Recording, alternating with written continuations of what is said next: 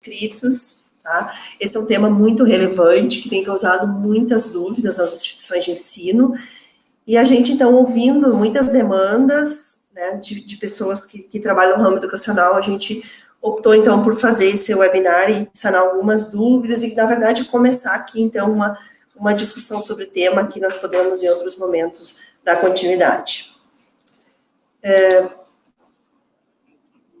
Então, por que, né, reforçando só, por que a gente escolheu esse tema? Porque a partir de agosto de 2020 vai entrar em vigor a Lei Geral de Proteção de Dados Pessoais, e ela repercute diretamente em todas as empresas, né, todas as entidades, inclusive instituições de ensino, e a gente, nosso grupo de trabalho aqui, que logo adiante eu vou apresentar, percebeu, assim, que ainda existe, assim,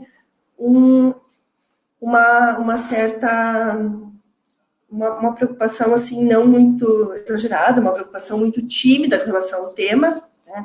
Algumas instituições já estão tomando algumas ações, algumas já têm uma clareza do que pretendem fazer, mas não de uma maneira geral, né? A gente percebe que ainda tem um público apostando, inclusive, de que talvez seja prorrogada a vigência, no início da vigência, né? Então a gente achou interessante fazer essa discussão. Quem é que faz parte desse webinar? Né? Quem são os painelistas? O Carlos Henrique Schwarzman. O Carlos, ele é gerente de TI da Universidade Fevale. Ele está coordenando as equipes de desenvolvimento de sistemas, de infraestrutura, de atendimento ao aluno e professores, também na parte de telefonia e audiovisual. O Carlos também é proprietário da empresa KA Consultoria de Informática, que atua na consultoria de gestão de processos e tecnologias da informação. Também participa do Conselho de Administração da Sicredi Pioneira RS. Ele é graduado em Administração de Empresas, pós-graduado em Gestão de Informática pela PUC, Rio Grande do Sul, e também em Computação Forense pelo IPOG Porto Alegre. O Carlos também é mestre em Sistemas de Informação, com ênfase em Workflow, realizado na PUC, Rio Grande do Sul também. Temos aqui conosco também o Lucas Palha, sócio fundador da PIB Compliance. O Lucas é advogado especialista em gerenciamento, mitigação e mapeamento de risco. Ele é pós-graduado em Compliance pela Fundação Getúlio Vargas. Ele é certificado pelo INSPER em proteção de dados e privacidade. Possui vasta experiência em contratos no ambiente corporativo, além de participação em projetos de destaque em empresas multinacionais. Também é membro associado do Colégio Brasileiro de Executivos da Saúde e está cursando Healthcare Compliance no Colégio Brasileiro de Executivos da Saúde. Como mediadoras nesse painel, eu estou participando, eu sou especialista em consultoria e controladoria para o terceiro setor, possuo experiência como controller, conselheira, professora, voluntária, sou fundadora da CMM Consultoria em Gestão do Terceiro Setor e atuo como conselheira da mantenedora da Universidade Fevale, também como conselheira fiscal da Sicredi Pioneira Rio Grande do Sul. Sou graduada em Ciências Contábeis e em Direito, possuo pós-graduação em Controladoria e em Gestão Empresarial e atualmente sou DPO formada pelo ACES para o Rio Grande do Sul. Também atuo aqui como mediadora a Maria Isabel Mello. Oi, pessoal. A Maria Isabel Mello, ela é CEO da BMTech, ela é graduada em Sistemas de Informação, com MBA em Administração de TI. Ela também é DPO formada pela CESP do Rio Grande do Sul. Ela é uma profissional com mais de 17 anos de experiência em tecnologia da informação.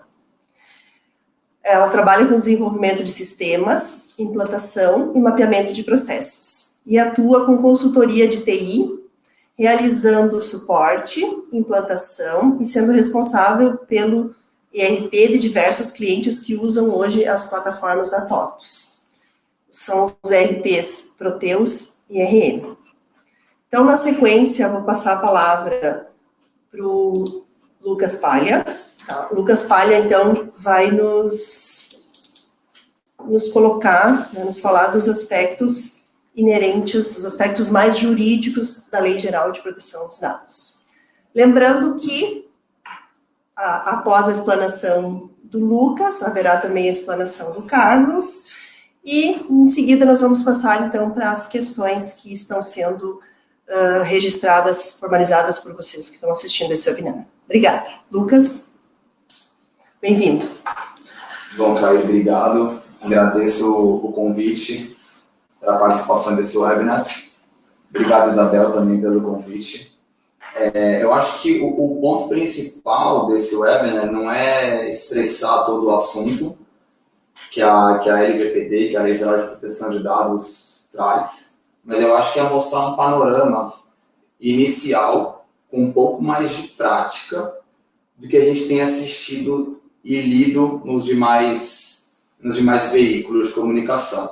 Eu acho que tem faltado um pouco de prática, um pouco de exemplos do que está acontecendo, as atualizações que vem acontecendo, mas basicamente a nossa ideia é falar o que é a LGPD, o que são os princípios que hoje em dia, o que vai mudar. Porque eu acho que a Lei Geral de Dados, ela não vem para travar os negócios, ela vem para facilitar os negócios. A gente tem que ver ela sempre como uma facilitadora.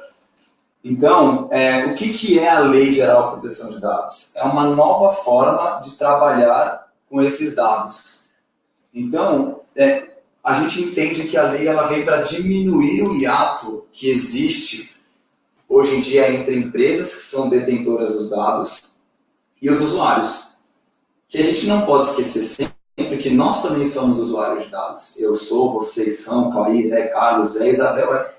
Então, os dados somos todos nós. Então, a gente tem que entender que a lei vem para alterar, inclusive, a nossa visão de que os nossos dados são ativos hoje em dia. Fala em dinheiro. Né? É só a gente observar o que, de fato, mudou no mercado. Hoje em dia, as empresas que são mais valiosas no mundo são empresas que sabem articular dado. Vendem, direcionam propaganda, como Google, Amazon, Instagram, WhatsApp, Facebook. A gente teve uma eleição americana decidida por robôs que interagiam com pessoas vendendo propaganda, utilizando os dados das pessoas. Então a lei veio a lei brasileira, a LGPD, veio de uma derivação europeia, que a lei é um regulamento que chama GDPR, e da lei californiana, que é uma lei que rege os Estados Unidos, porque 80% das maiores empresas que mexem com dados nos Estados Unidos estão na Califórnia, que chama CCPA, é o CCPA. Na Europa, a lei já está em vigor desde maio de 2018, e nos Estados Unidos entra em vigor dia 1º de janeiro de 2020. No Brasil, como a Clair bem disse, entra em agosto de 2020. A lei foi sancionada em agosto de 2018, ano passado, e ela tem 2 anos para as empresas se adaptarem. Mas se a gente está no Brasil e as coisas são um pouco mais lentas como deveriam ser. Na tela de vocês está a base jurídica que a LGPD traz. Sei que falar de lei muitas vezes ela é chata, mas a gente tem que passar pelo que são as transformações que a lei prevê. Então, os princípios legais que hoje em dia a lei trará são que essa diminuição do hiato entre a ciência do que o usuário, nós temos com as empresas que utilizam nossos dados, tem que passar por esses princípios que você está vendo. Então, tem que ter uma finalidade hoje em dia. Para que meu dado está sendo usado? Uma vez que ele coletou meus dados para fazer um cadastro para eu entrar na portaria de um prédio, ele pode depois vender o meu dado para me vender um cartão de crédito, um produto? Hoje em dia isso é feito. A partir da LGPD, isso não vai mais poder ser feito, porque a finalidade foi alterada, por um exemplo. A gente tem que ter hoje em dia uma transparência como é feito essa coleta dos dados, que tipo de dados, para quem é vendido. Eu tenho que ter essa consciência de que ele será vendido. Então, a lei, e passando bem rapidamente por esses princípios, ela traz essa tentativa de dar aos usuários uma maior transparência. No próximo slide, a gente tem um pouco do que a gente está trazendo de quais são as bases legais. Ou seja, aqui a ideia é mostrar o seguinte: não é que nós não poderemos mais tratar esses dados. E por tratar, leia-se qualquer coisa que utilizar um dado. Armazenamento, venda, controle, uso de sistema TOTUS, como a Isabel bem mesmo falou no começo aqui, que ela é especialista. Então, assim, a nossa ideia é o que é o tratamento. O tratamento é tudo. Então, a gente agora vai ter que enquadrar os dados dentro da sua empresa, da nossa empresa, os nossos dados como titulares desses dados, dentro das bases legais que vocês estão vendo na tela hoje. A lei diz que é um rol taxativo, que nós advogados chamamos disso, que é um rol, não pode sair disso. Ou seja, só pode estar contidos nessas 10 hipóteses. Então, quando eu tenho um dado hoje em dia, ele tem que estar encaixado nessas bases legais. Ou seja, consentimento, obrigação legal, administração pública e por aí vai. Bem rapidamente, o que cada uma delas está dizendo. Ou vou dizer as principais, para não tomar muito tempo. Mas consentimento, por exemplo, o próprio nome diz. É quase que uma pergunta. Lucas, eu posso usar o seu dado para esse fim? Lembrando que tem os princípios que a gente já falou por eles. Ou seja, posso eu, depois de um consentimento do titular de dado, utilizar ele para vender, tratar, armazenar? Ou seja, eu consenti. Existem alguns problemas no consentimento, que a gente depois pode até estressar esse assunto nas perguntas feitas por vocês, mas basicamente a volatilidade do consentimento é sempre algo complexo para nós que estamos estudando a lei. Eu posso a qualquer momento falar, não quero mais dar esse consentimento. Como que é feito esse tratamento depois disso? Mas a ideia aqui consentiu, eu posso tratar o dado. Bom, obrigação legal. Eu tenho uma obrigação legal, por exemplo, quando eu tenho uma instituição de ensino, às vezes, de reportar a um MEC. Ou, por exemplo, uma obrigação legal que eu tenho com um funcionário meu, perante o INSS, perante ao FGTS. Ou seja, eu tenho uma obrigação legal, que é uma outra lei derivada de uma outra lei, na qual eu tenho que cumprir. Ou seja, esse dado seu, eu estou armazenando ele para o quê? Para cumprir uma lei que não é LGPD. Ou seja, eu tenho uma lei por trás que me diga o seguinte, você, Lucas, você administrador, você dono de empresa, é necessário por lei guardar tal dado. Isso é uma hipótese de tratamento de dado. Ou seja, alguém me obriga a tratá-lo, alguém me obriga a armazená-lo, alguém me obriga a enviá-lo para algum lugar. Outro muito utilizado, execução de contrato. Se eu tenho um contrato de relação de trabalho, por exemplo, ou se eu tenho uma relação com uma instituição de ensino, que a gente está falando voltado um pouco para isso hoje nesse webinar, por exemplo, eu tenho um funcionário meu que eu tenho que mandar um dado dele para a seguradora, para plano de saúde. É uma derivação lógica. A partir do momento que eu contrato ele via CLT, eu naturalmente eu tenho uma ideia de passar esse dado para um plano de saúde. Eu não preciso explicar para o meu funcionário que eu vou ter uma execução de um contrato. Ela é uma derivação lógica. Entretanto, eu não posso utilizar consentimento para o meu funcionário, porque ele tem uma relação de hipossuficiência comigo. Ou seja, eu tenho que encaixar esse dado do meu funcionário, entendeu? Então, assim, eu tenho que tomar alguns cuidados, como ir encaixando essas bases legais, esses dados que eu tenho, dentro das torres, que eu costumo chamar. Eu tenho as torres dos princípios, eu tenho as torres das bases legais. Depois de um trabalho inicial de mapeamento de dados, que nós vamos falar ao final da minha apresentação, a ideia é apresentar um trabalho dentro de cada torre, dizendo, você empresário, você administrador, você funcionário jurídico de uma empresa, você tem que ter isso bem claro na sua visão. Quais são as torres que eu estou utilizando, quais são os princípios que eu estou utilizando.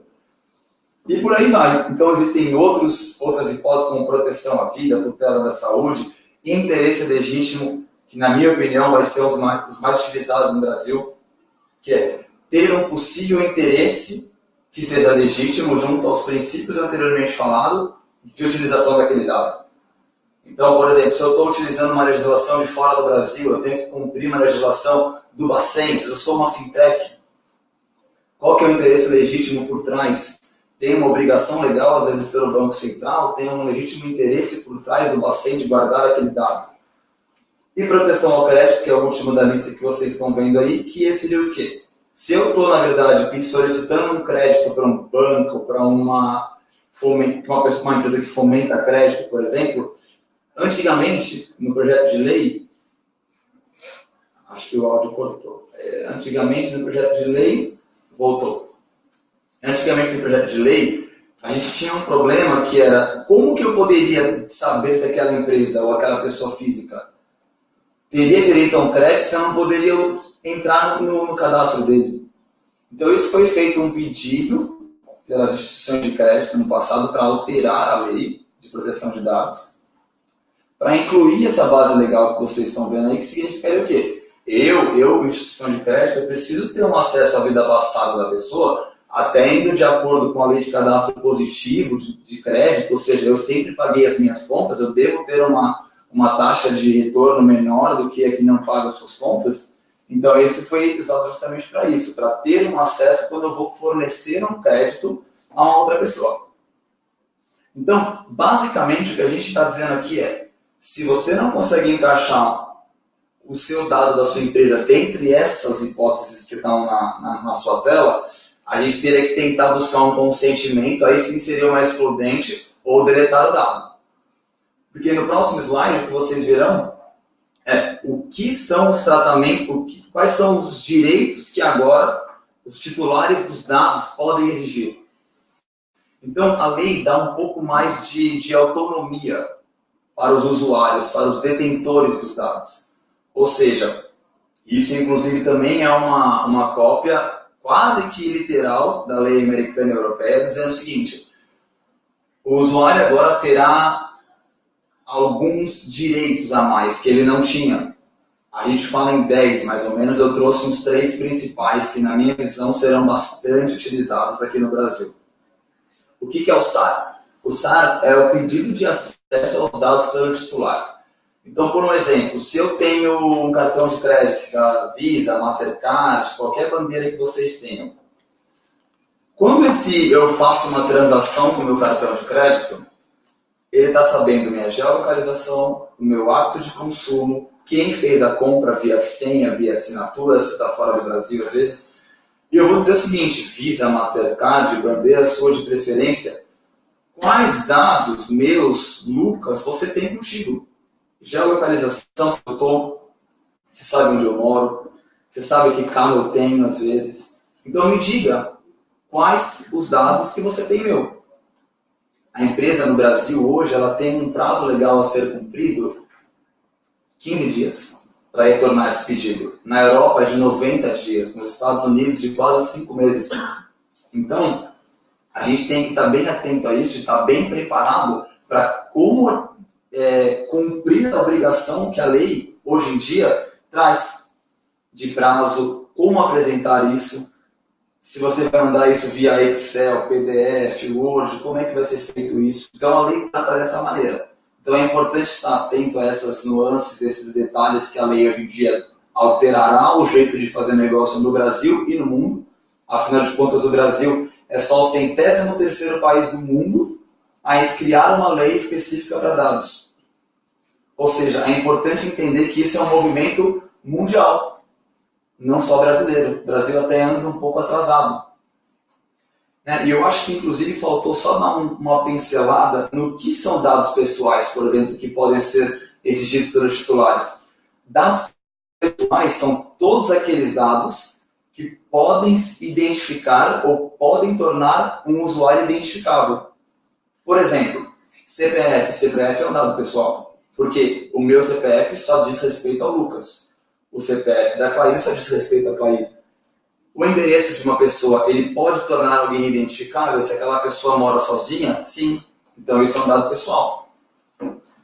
Eu sei que o Carlos, depois, na sua apresentação, ele vai passar um pouco sobre os dados pessoais e dados sensíveis, que é uma outra categoria dentro dos dados pessoais, que podem criar algum dano ao usuário final, como religião, como opção sexual, como opção partidária. Esses são dados que, dentro dos dados pessoais, eles criam um possível dano ao usuário, então eles têm cuidado ainda maiores. Religião, uma delas hoje em dia, é uma coisa complexa. Então, se você pede um dado ou não para o seu funcionário, para o seu aluno, para um parceiro seu de negócio, tenha cuidado nesses como armazená-lo, né? O Carlos deu uma aula sobre esse tema de segurança da informação.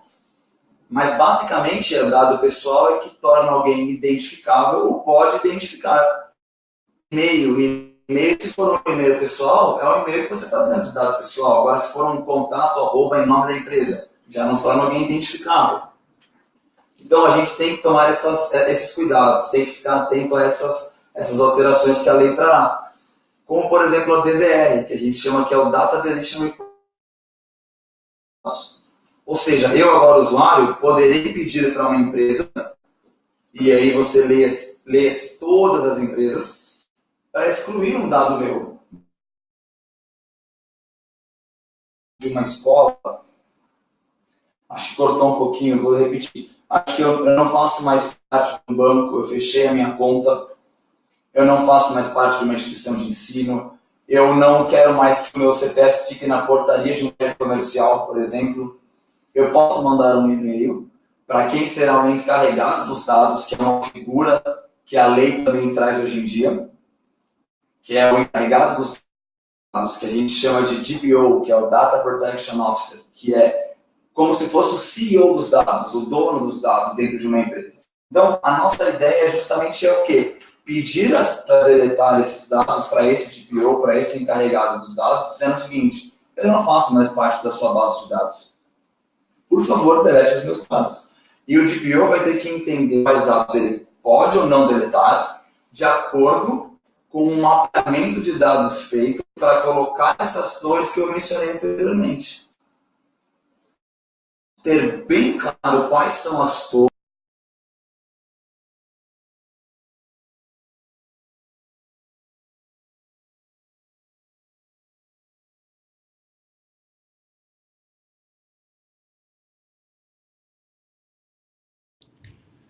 Gente, eu acho que a Claire e a Isabel caíram na conexão. Eu vou falar com vocês diretamente e esperar elas se reconectarem.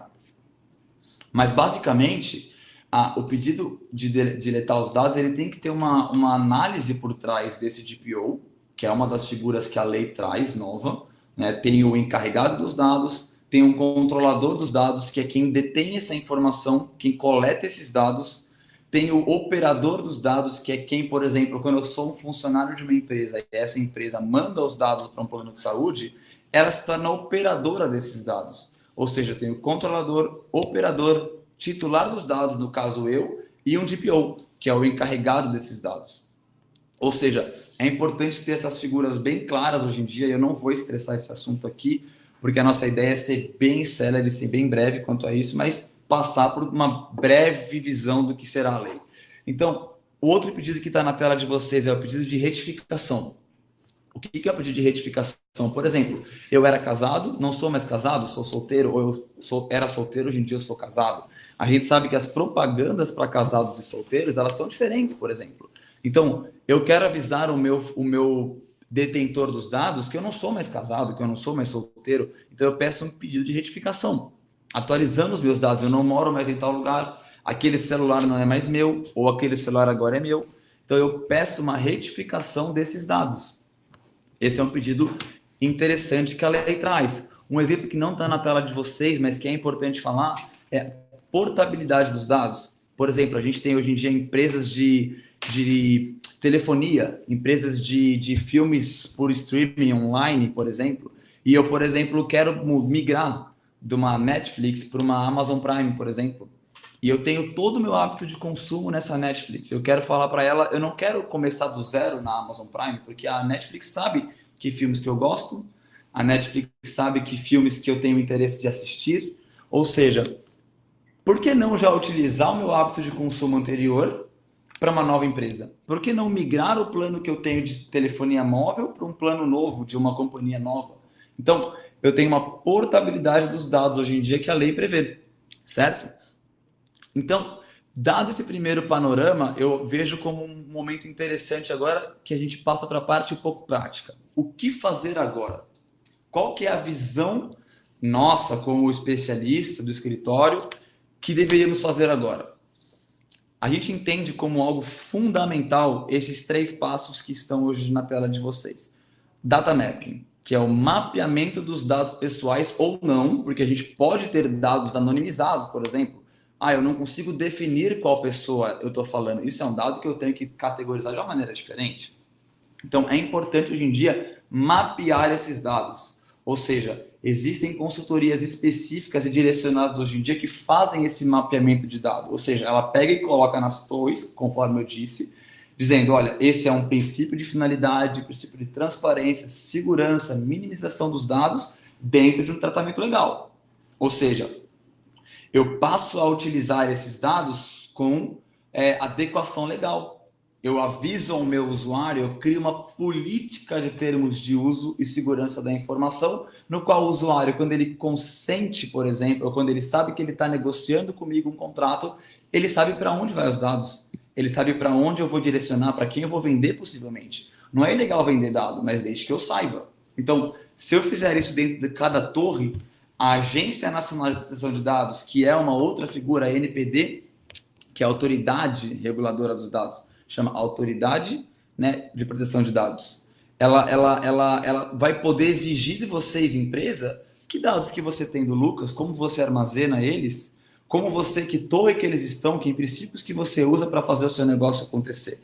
Então, mapear os dados hoje em dia é fundamental, dentro de uma conscientização que hoje a gente traz de melhor utilização de dados dentro das organizações. Então, a partir desse ponto de mapear, a gente vai fazer uma conscientização, essa conscientização dos funcionários, usuários, dentro da nossa casa, família, filhos, pais, né? Outro ponto importante é um seguro de cybersecurity, é uma contratação de uma pólice em caso de vazamento de dados. Ou seja, se você mexe com um fluxo de dados muito intenso, mexe com dados sensíveis, que depois o Carlos vai falar a respeito, é importante saber que a lei traz uma multa para isso, caso eles sejam vazados. Nós não gostamos de criar um terrorismo em cima da multa, mas é importante ressaltar que existe uma multa para quem descumpre as políticas de dados, né? Outro ponto importante, que aí sim o Carlos vai falar bastante sobre isso, que é validar a sua segurança de informação. Será que eu não estou vulnerável a um hacker? Será que eu não estou vulnerável... Perdão. Será que eu não estou vulnerável à atuação de um funcionário que esteja mal intencionado dentro da minha empresa? Porque a gente tem que sempre se atentar que o hacker não é sempre aquele cara que fica tentando vazar um dado seu, entrar no seu sistema. O hacker geralmente é interno. Somos nós que damos o print numa tela de celular, somos nós que imprimimos um documento sigiloso, somos nós que mandamos e-mails do trabalho para o nosso e-mail particular de casa. Isso acaba sendo um vazamento de dados. E isso, se vazar na mão de gente que não está bem intencionada, pode ocorrer multa, pode acometer multa para as empresas. Então, é importante validar a segurança das informações que as empresas têm. Como eu armazeno na nuvem ou não, que segurança que eu tenho nessa nuvem, é uma nuvem conhecida ou não, eu tenho o Excel bloqueado por senha ou não, eu tenho um e-mail que eu direciono um dado pessoal, que nível de acesso o pessoal da minha empresa tem? Ou seja, todo mundo tem acesso a todos os dados da empresa? Isso não é interessante? Eu tenho que ter um controle de nível de acesso. E o Carlos agora vai passar para a apresentação dele de que essa certificação de padrão para que a gente tenha, de fato, uma cultura melhor e mais clara quanto à segurança da informação. Agradeço a paciência e, Carlos, a palavra é sua. Olá a todos. O Lucas abordou bastante a legislação que envolve a proteção de dados. Nós estamos bastante preocupados com a amplitude dela, em todos os aspectos que ela vai permear dentro das organizações. E vocês podem ver, exemplo do que nós estamos trabalhando agora, não tem como trabalhar separadamente TI e jurídico. Nós temos que trabalhar sempre em conjunto e todas as áreas envolvidas, todas as áreas de negócios têm que estar muito bem cientes com os seus processos, com os seus procedimentos que vão além da TI, que ficam na alçada, talvez, da legislação, em um procedimento simples de contato com um cliente, de comentários de dados, que também vai entrar nesta situação de encaixe dentro da lei. Eu separei brevemente 5 assuntos para nós abordar e passar rapidamente em cima deles, porque ela é ampla e todos os itens que o Lucas citou e que a gente tem no rol de atuação, eles são bastante pontuais e extensos. Teria que se trabalhar em cada um deles. Vamos lá, vamos falar o que são dados sensíveis e o que são dados pessoais. O que diz o artigo 7º, o Lucas comentou sobre consentimento e uso das informações. O papel do DPO, olha aí, uma sigla nova que nem todas as empresas estão familiarizadas e tem previsto dentro da legislação este papel agora dentro da organização, né?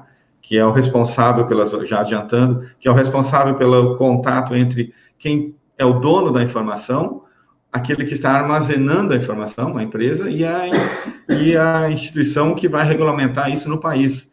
Ou seja, um DPO é o responsável por prestar contas das informações que estão dentro das organizações. E o artigo 18, que trata sobre as informações sobre os dados e da titularidade dele, né? E, por último, como o Lucas fez, algumas dicas do que quais são os próximos passos, do que a gente vai abordar. O que são dados sensíveis e dados pessoais? Dados sensíveis são todos os dados que estão ligados a uma pessoa.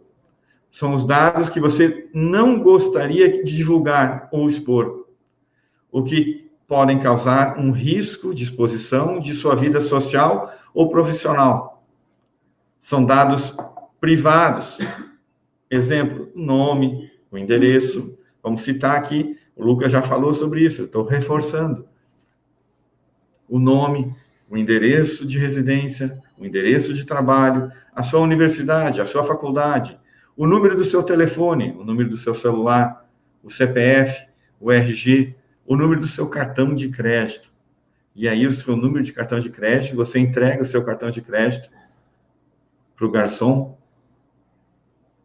que está a conta, ele está ali olhando o seu nome e o seu cartão de crédito. Não é informática, que é um contato pessoal, né? Só para salientar, assim, como é profunda a preocupação de liberação de dados pessoais, né? Ainda, pode obter o modelo do seu smartphone, a versão do seu sistema operacional que você utiliza, as suas preferências de vestuário, os locais onde você visita, restaurantes, shoppings, cinema, bares, das últimas compras que tu realizou em um site de e-commerce, das buscas realizadas pela internet, como isso está comum hoje, né? Das suas afiliações, nome dos seus filhos, nome do seu pai, nome do seu tio, nome dos seus familiares, da sua esposa, do seu esposo, né? Da sua opção sexual, das convicções religiosas, filosóficas ou morais, ou ainda de opiniões políticas. Tudo isso são dados sensíveis, eles podem vir a se tornar dados identificáveis. Eu posso fazer por uma estatística grande quantas pessoas acima de 50 anos trabalham com informática no município de Novo Hamburgo. Muitas. Quantas pessoas que têm mais de 50 anos, que trabalham em Novo Hamburgo, têm mais de 50 anos e trabalham numa universidade? Opa, já reduziu.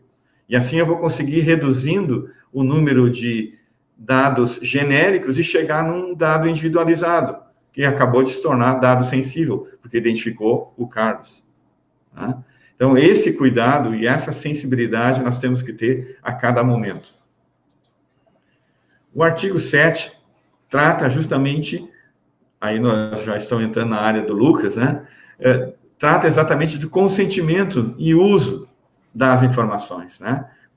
Eu tenho que estar claramente definido qual é a finalidade do fornecimento dos dados e o que a empresa vai fazer com isso. Como serão tratados esses dados, onde eles serão armazenados e como serão apagados no momento que eu solicitar, eu, proprietário do dado, né? estas preocupações que a gente está colocando até agora, elas são necessárias constar em todos os cadastros, em todas as telas que vocês vão preencher.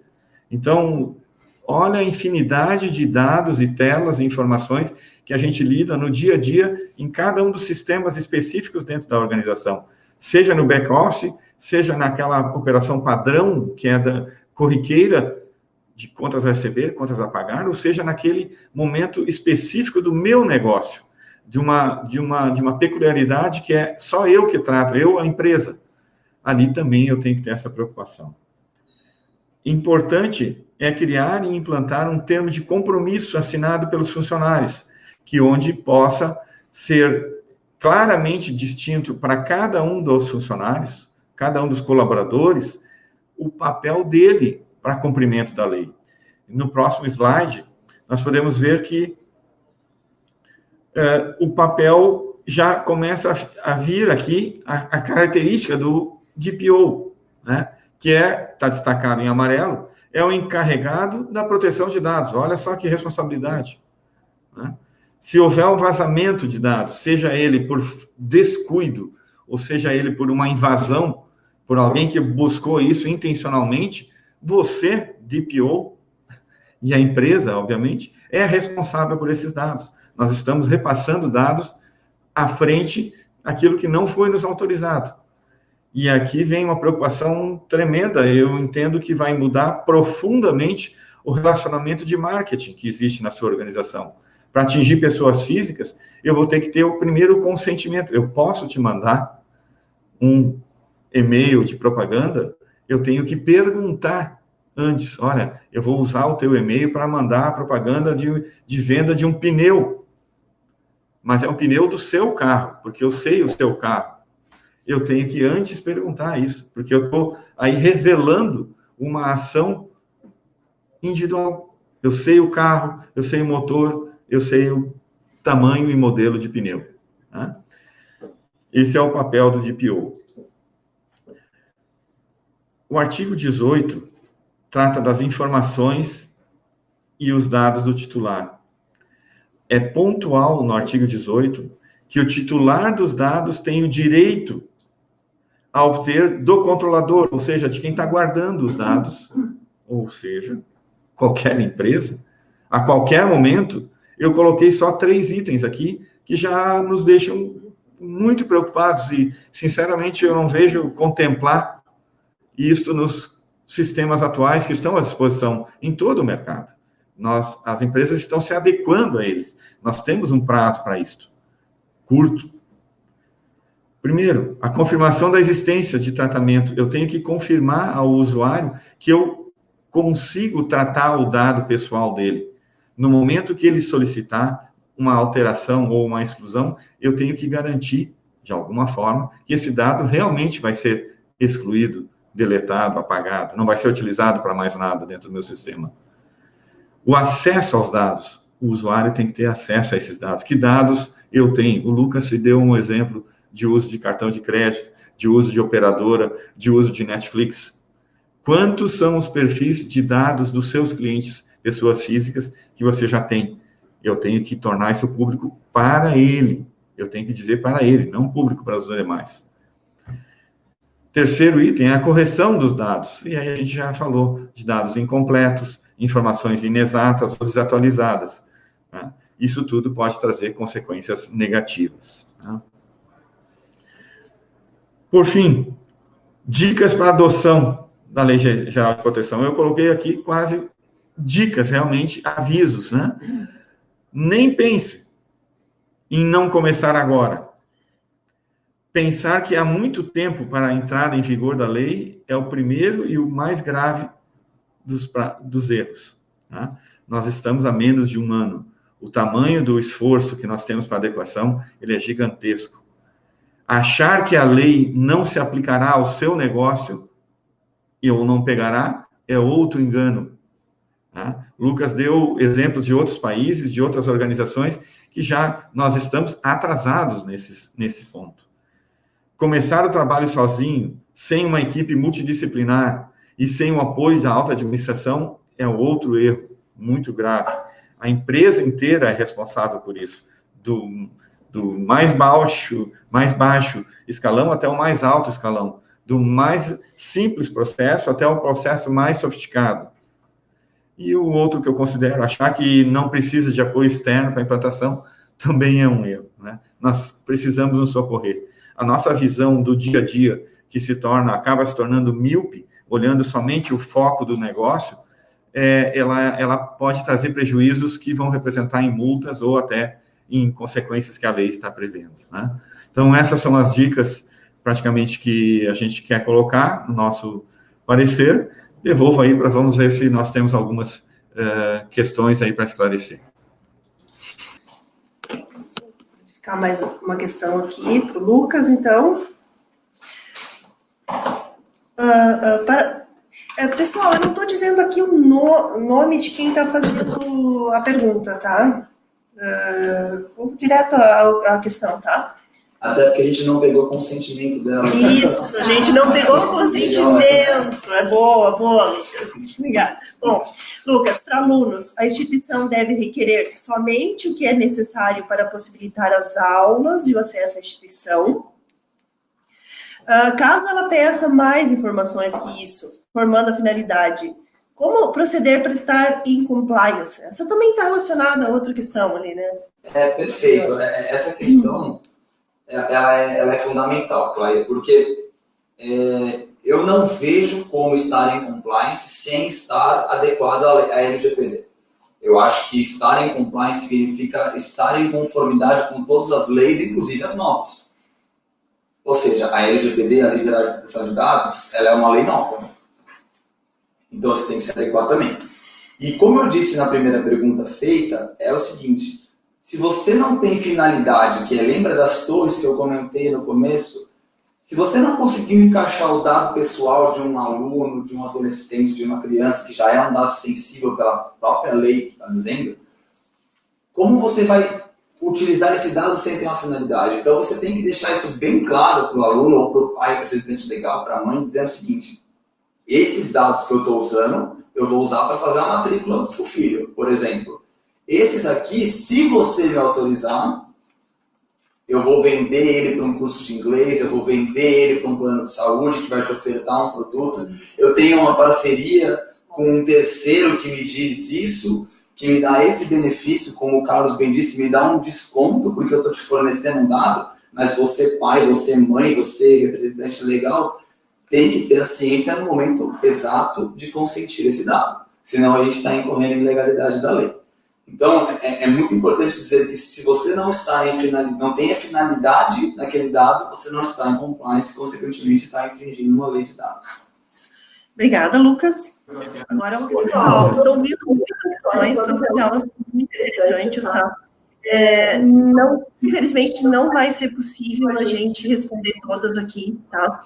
Nós vamos estar dando retorno para todos que fizeram perguntas, a gente vai estar dando retorno por e-mail, tá? Estamos à disposição, vamos dar retorno. Eu só gostaria de fazer uma última colocação aqui, porque eu não sei se vai vir alguma questão com relação a isso, tá? Que é em relação à ficha socioeconômica, tá? O processo seletivo para bolsa, tá?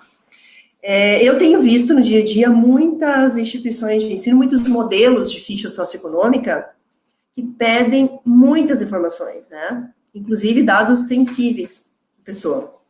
E ao fazer uma análise mais crítica dessa ficha socioeconômica, a gente percebe que muitas das informações que estão sendo requisitadas ali, na verdade, elas não têm nenhuma relação com o que seria a finalidade, que seria a classificação, né? Para saber se aquele aluno tem direito a uma bolsa ou não. Então, olha como isso é preocupante, né? E, na verdade, as instituições também, elas utilizam diferentes modelos, né? Então, fica aqui a dica, né? Para cada instituição, assim, dar uma olhadinha e fazer uma análise mais fria com relação a isso, né? Qual é o seu modelo de ficha socioeconômica? E essa é uma época muito interessante para se fazer isso. Por quê?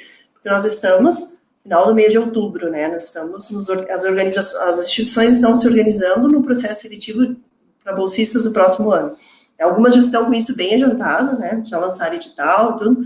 Então, é importante a gente dar uma olhada como está esse aspecto, porque eu tenho visto muitos modelos, assim, que pedem informações além do necessário, né, inclusive dados sensíveis sobre a pessoa, né, e também um cuidado aí adicional em como serão armazenados esses dados da ficha socioeconômica, tá, bem importante. Então, assim, a gente permanece à disposição, vamos estar respondendo todas as dúvidas, e também poderão fazer contato, né, posteriormente conosco, né, com qualquer uma das entidades parceiras desse webinar, né, nós ficamos todos à disposição.